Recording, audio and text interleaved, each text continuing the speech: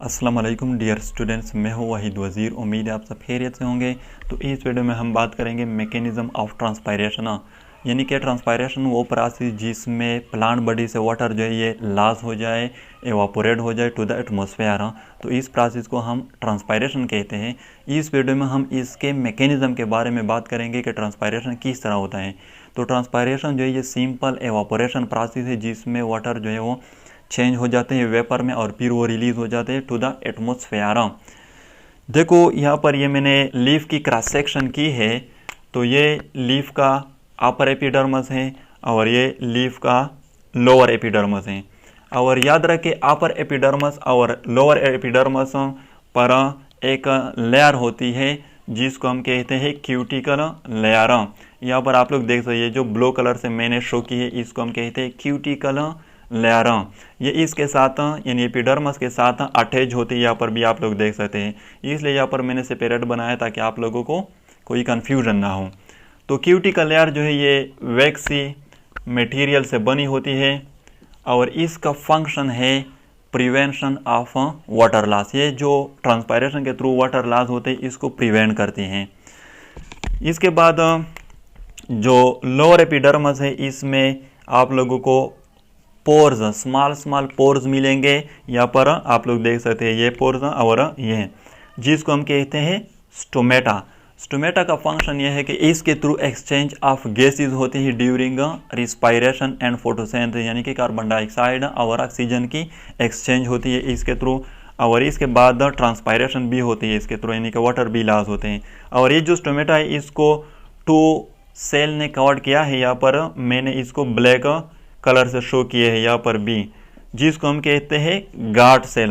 Guard cell का function यह है कि ये स्टोमेटा को ओपन करती है और स्टोमेटा को क्लोज करती हैं।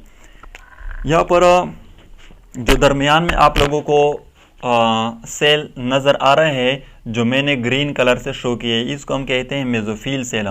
मेसोफिल सेल में फोटोसिंथेसिस होता है। मेसोफिल सेल जो है इसके भी 2 टाइप है। जो अपर एलांगेटेड सेल आप लोगों को दिखाई दे रहा है जो अपर एपिडर्मस के साथ अटैच है, इसको हम कहते हैं पेलिसेड मेसोफिल सेल। और जो स्फेरिकल शेप के नज़र आ रहे हैं इसको हम कहते हैं स्पॉन्जी मेसोफिल सेल। और ये जो एम्प्टी स्पेसेस आप लोगों को दिखाई दे रहे हैं इस मेसोफिल सेल के दरमियान इसको हम कहते हैं इंटर सेलुलर स्पेसेस। तो ट्रांसपायरेशन का जो प्रोसेस है ये 2 स्टेप में होता है। फर्स्ट स्टेप में ये मेसोफिल सेल जो है इससे वाटर जो है ये रिलीज हो जाते हैं टू द इंटरसेलुलर स्पेसिस। फिर इंटरसेलुलर स्पेसिस से ये रिलीज हो जाते हैं टू द एटमॉस्फेयर में स्टोमेटा के थ्रू।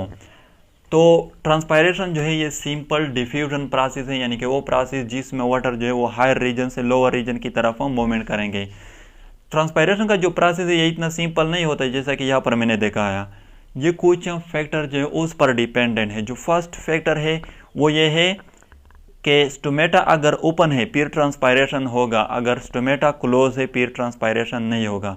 और दूसरा जो मोस्ट इम्पॉर्टेंट फैक्टर है वो है ह्यूमिडिटी, यानी कि ट्रांसपायरेशन जो है ये जो रिलेटिव ह्यूमिडिटी होती है एटमॉस्फेयर की और इंटरसेलुलर स्पेसिस की, इस पर डिपेंडेंट है। ह्यूमिडिटी का क्या मतलब है? Presence of water molecule in atmosphere और इन इंटरसेलुलर स्पेसिस। तो इस पर डिपेंडेंट है, यानी कि ट्रांसपायरेशन जो है ये रिलेटिव ह्यूमिडिटी पर डिपेंडेंट है। जब वाटर जो है ये इस मेसोफिल सेल से इंटरसेलुलर स्पेसिस में चले जाते हैं तो फिर वो देखते हैं अगर एटमॉस्फेयर की ह्यूमिडिटी ज़्यादा है, मतलब कि एटमॉस्फेयर में वाटर मॉलिक्यूल जो है वो ज़्यादा है, फिर ट्रांसपायरेशन जो है वो या तो नहीं होगा या होगा लेकिन कम होगा। और दूसरी बात, अगर ह्यूमिडिटी जो है वो एटमॉस्फेयर में कम है वाटर की, मतलब कि वाटर की मॉलिक्यूल जो है वो एटमॉस्फेयर में कम है कंपेयर टू इंटरसेलुलर स्पेसिस, मतलब कि इंटरसेलुलर स्पेसिस में ह्यूमिडिटी ज़्यादा है, यानी कि वाटर की मॉलिक्यूल जो है वो ज़्यादा है। फिर ये वाटर जो है यहाँ पर जो इंटरसेलुलर स्पेसिस में प्रेजेंट है वो स्टोमेटा के थ्रू चले जाएंगे टू द एटमॉस्फेयर, यानी कि रिलीज हो जाएंगे, जिसको हम ट्रांसपायरेशन का नाम देते हैं। तो ट्रांसपायरेशन जो ये 2 फैक्टर पर डिपेंडेंट है, opening and closing of stomata and relative humidity of atmosphere and intercellular species. Next lecture में हम स्ट्रक्चर ऑफ स्टोमेटा को डिस्कस करेंगे।